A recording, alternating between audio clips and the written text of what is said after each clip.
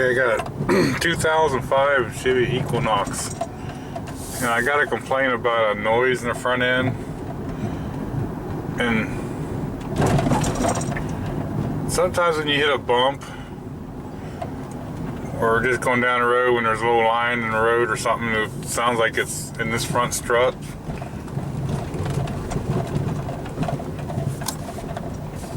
I don't know if you can hear that. You can hear the bumps on the noise. You can hear the noise when it hits the bump, but you can hear that repeated thump afterwards. Okay, I got a 2005 Chevy Equinox here, and I had it out for a drive there, and the complaint is the noise in the front end, and it sounds like something's in this front strut. Whenever you hit a little bump or a line in the road or something, you hear it. And bouncing on the bumper like that, I can reproduce the noise somewhat. Let me zoom you in here. If you look right there, that is the top strut mount, okay? And there's 3 bolts here to hold the mount, and then the center that goes over the strut. Now, if you watch this strut compared to this mount right here, as I do this, it moves up and down in there. It's slight. I don't know if you can pick it up on the camera, but it moves up and down in there. Now there's 2 things that can cause that, really. One, this strut mount, the rubber might be beat out of it. The second thing is the strut might be really hard to move, might be binding. Okay, and I'm leaning toward the strut being the issue here, because if I bounce up and down, it makes a noise the same as I see that movement there. But this is only moving a little bit. Once it moves a little bit, then the strut rod's going up and down. And when it comes to the top or the bottom of that movement, it should stop making a noise there if it's the strut mount. Where if I push down slow, I think we'll do it now. But I was pushing down slow. See there? I can make that noise longer than just the play in that strut mount. So I'm going to say the the strut is binding up, and that's the noise we're hearing. So I'm going to pull the front struts off of this and just see what we got there. Okay, so I took the front tire off of this thing, and I pushed this rubber boot up in the middle. I don't know if you'll be able to see this or not, but you can see the top of the strut here. You can see where it's actually been leaking oil. So that's a really good indicator that our strut is our main problem. So, next thing we're going to do is, we could just take this one bolt right here out and move this bracket, but I'm going to unplug this anti-lock brake sensor wire and just get it over here out of the way, and I'll undo this nut right here. Okay, now that I got that bolt out of there and that bracket removed and put out of the way, that opens us up here. Now the next thing I want to do is I'm going to loosen these 2 bolts up, okay? Now sometimes these are like eccentric, and a lot of times they're just straight through bolts. But all I like to do is I like to take something and scratch really good right there, and try to make an outline of this strut onto here. Just in case these are eccentric and I got to put it back, I have a starting point of matching up to, to put it back. So that's what I'm going to do here. I scratch these on here real good. You can see I scratched the line. Next thing I'm going to do is get a socket here, and I'll loosen these 2 bolts up.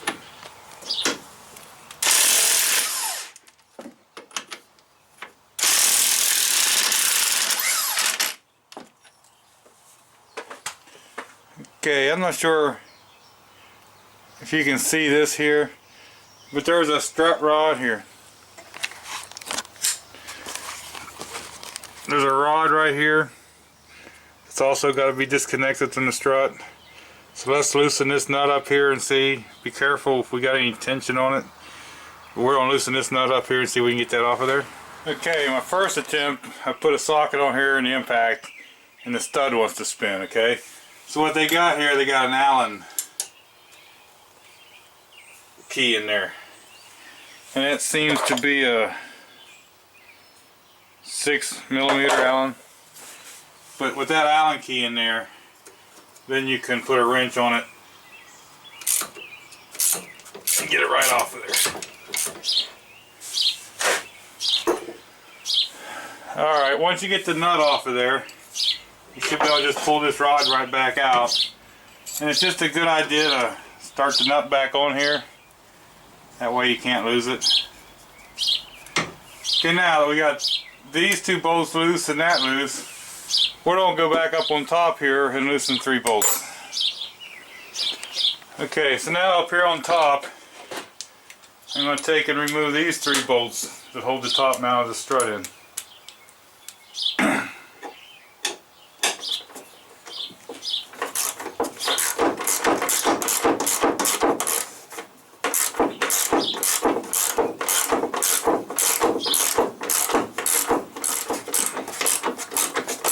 Okay, now this last bolt is about out.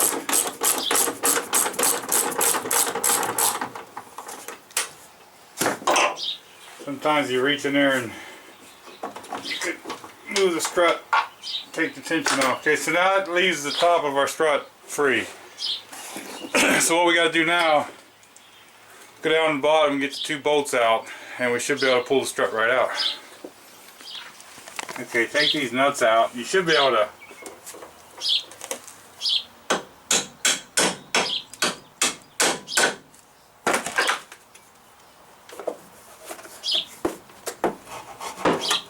okay, these are going to try to fight me all the way, so let's get a little punch.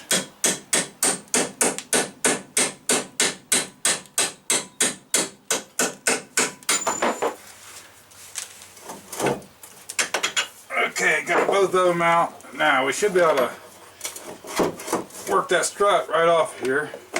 Get that light out of there. Once you get it free off the bottom here, then you should be able to just pull this strut right up out of there. Okay, and there's our strut. Okay, I like to mark these somehow so I can remember how this top plate goes and, you know, all sync together with this strut.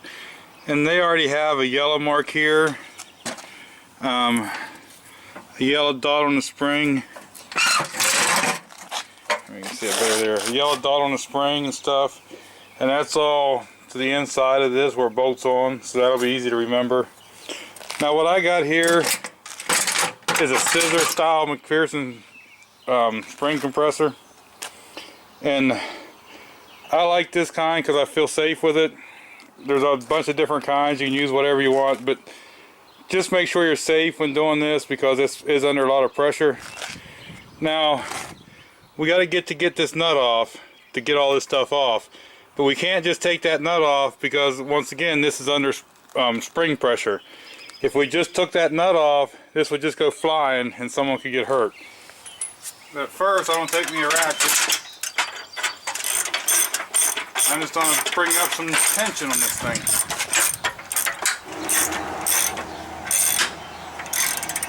Okay, now that I got some tension, I'm going to take and loosen this nut off.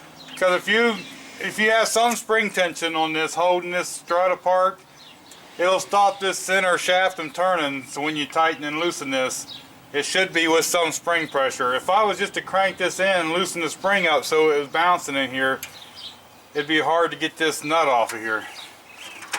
Now this one, they do give you a nut here on the outside, but you'd have to be able to get onto that with something. Actually, we're not going to take it all the way off, we're going to try to loosen it.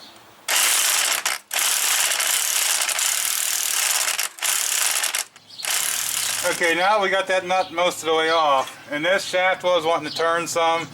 You know, this is an old shaft, so if you had to, you could probably put vice grips or something on there. Alright, now that I got that nut loose up there and all, I'm going to take this and put just a little bit of compression on this spring.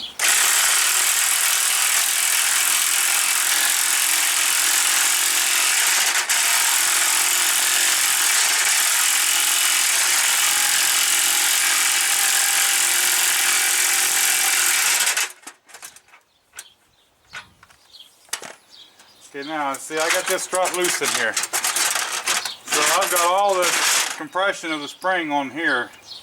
So now let's see if we can get this nut off of here.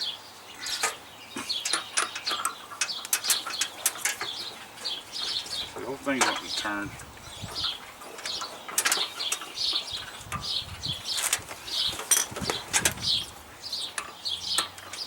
Be careful putting your fingers in the springs and all. Make sure that you got a good spring compressor on there to do this. So now we got that nut off. We should be able to just pull this strut right out of there. And here's our strut. And here's our top plate mount and bearing.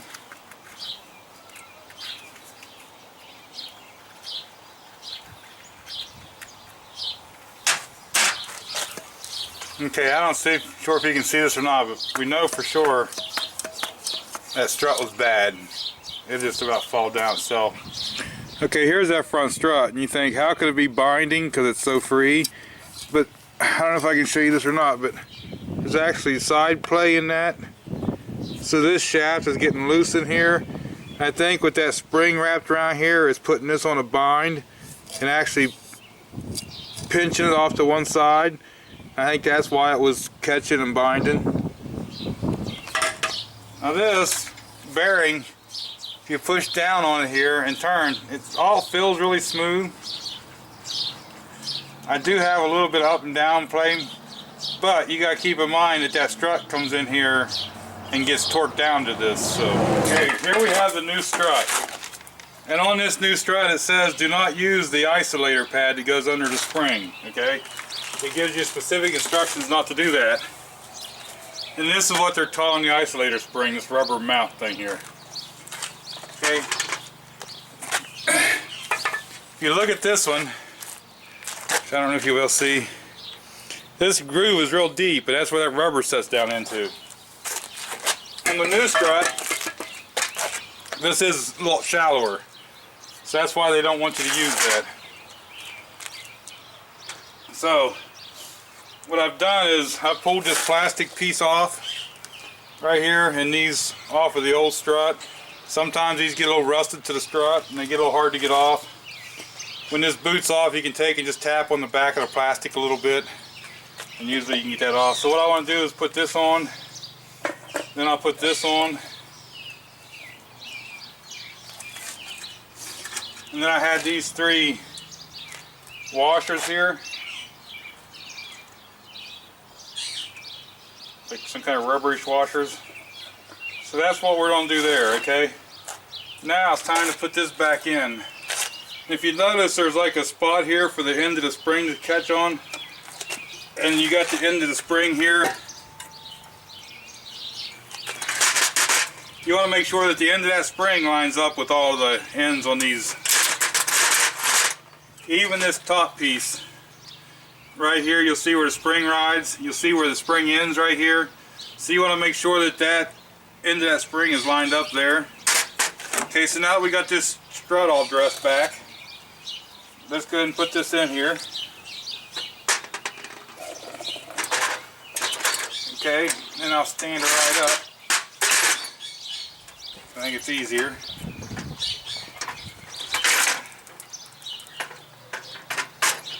Okay, now, next thing I'm going to do is I'll put this on top. And when I put that on top, I got to line this strut up into it, even with the mark there where the spring was. And then we'll put the new nut on. Now this new nut is a locking nut, so it's not going to thread real easy without the shaft turning, alright? They do give you a spot here on the top you can put a wrench to hold the shaft.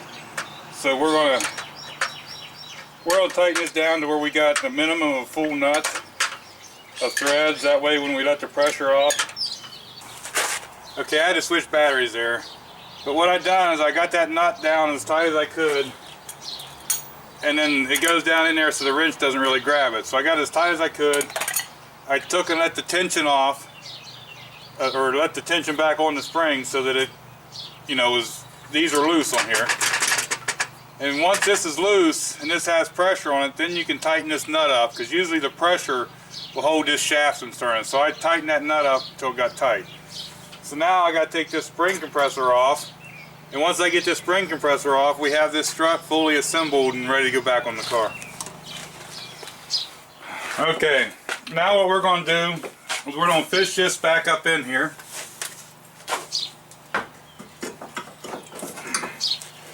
Then we're going to start these bolts up on the top. We're going to start with the top bolt so it'll hang there.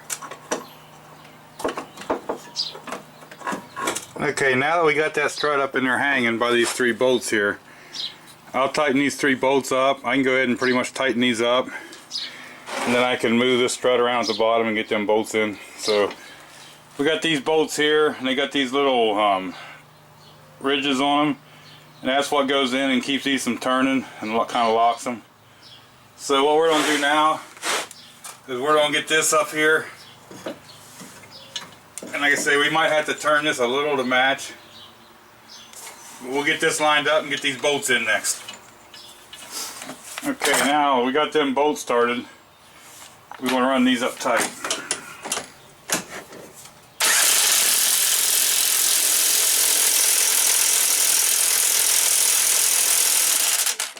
Okay, now we know that we got those tight. The next thing I like to do is put this strut back in.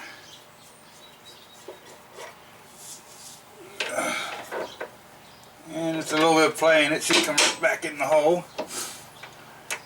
Now again with this one, you might have to put the Allen wrench in the middle to tighten it up. Okay, the next thing we need to do, we need to put this brake back on. If you look, it's got a curved in right here that fits over the edge. Then just that 1 bolt. Okay, now we got these 3 bolts in. We got the 2 bolts in down here, and our mark's actually lining up where we had it. But this is not a slotted hold, so it really didn't matter if we marked it or not. Now for this stabilizer here, the sway bar like link, we got that back in, put an Allen wrench in it and tighten it back up. Now what we've done here, we put this bracket back on that holds the brake hose and the wire for the anti-lock brake sensor. And then what we're going to do here is plug that right back in. If I can do that. Okay. Now we should be good to go. What we should have to do now is put the tire back on, take it off the jacks, and we should be able to take this for a drive and see if we got rid of the noise. Okay, since we changed that strut, we don't seem to have that same horrific rattle noise up here. So hopefully that's what their issue was that big rattle noise. That strut was bad and beating around, so this ought to be good for this one. Thanks for watching.